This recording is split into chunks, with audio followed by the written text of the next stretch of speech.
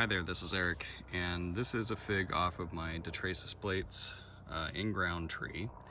Um, Picked a little early because we've had a lot of kind of unseasonably early, I would say, rain, at least in terms of like the last 4 or 5 years. Usually our September is pretty dry, but this last week of August, the first week of September, that kind of mix, we've had 4 or 5 days of, well, that. Which is fine, you know, we need it. With all the wildfires and that kind of thing going on, we need the help. But for figs, it's a little tricky because our temperatures right now are pretty cool.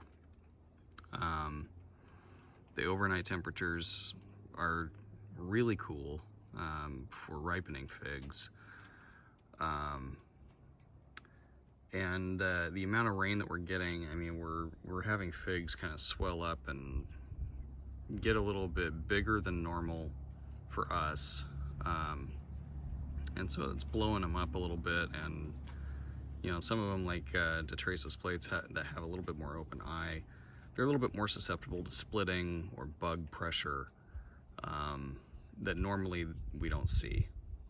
So that's kind of a frustration. This one probably could have gone another 2 or 3 days pretty easily, but I go back to work tomorrow and I didn't want to wait. So it's got plenty more on the tree, so if needs be, I can do another review on it. I don't anticipate the flavor being overly great on this one because of the rain. I think for us in our region, rain during ripening is bad, and it just washes out so much of the flavor. We want the really intense, concentrated flavors as much as possible that we can get in the short season that we have. So anyway, with that, I'll cut this open. I'm not gonna weigh it. It's about 30 grams, 25-30 grams, I would imagine.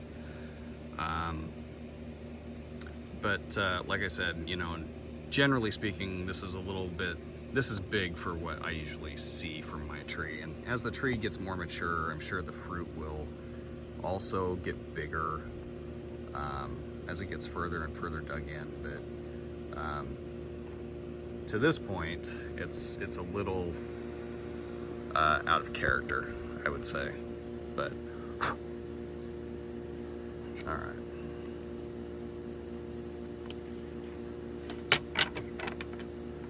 So it looks really good, very syrupy, which is not to be unexpected given how much rain we've had.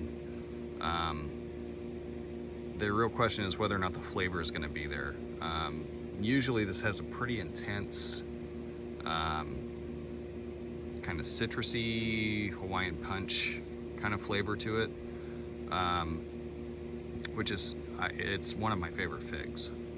It's in the most premium, best spot in my yard to have a fig tree. So I think it's probably if not the best, it's certainly in the top 3 or 4 of figs that we should all be growing here in the Pacific Northwest.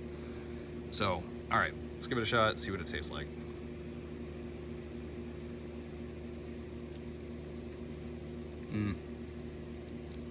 Very sweet,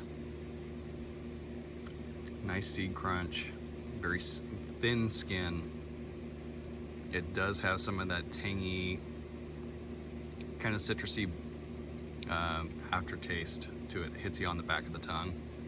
It's a fantastic fig.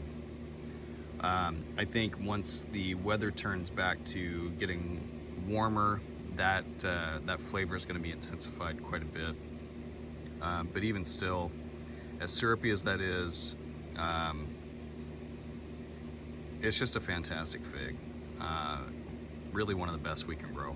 So anyway, Esplets, proven in-ground winner. The first one I got off the tree was on August 28th or 29th.